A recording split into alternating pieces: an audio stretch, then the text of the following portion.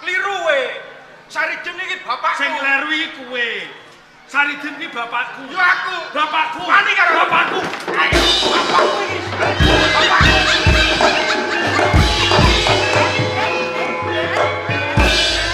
Ana man menyek karo aku.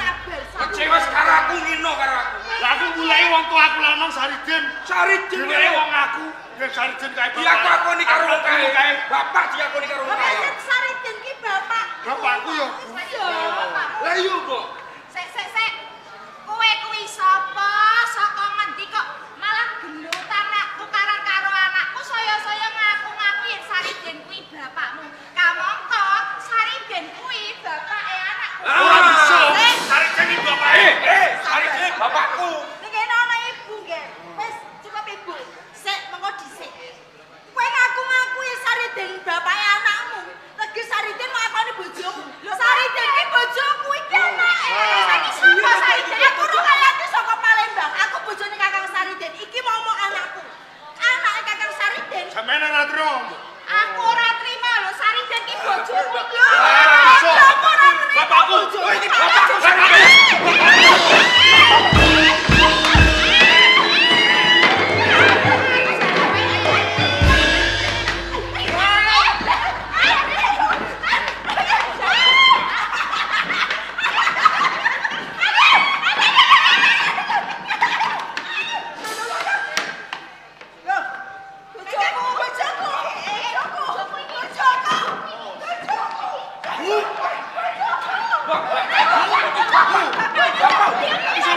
Bapak Sariden. Bapak.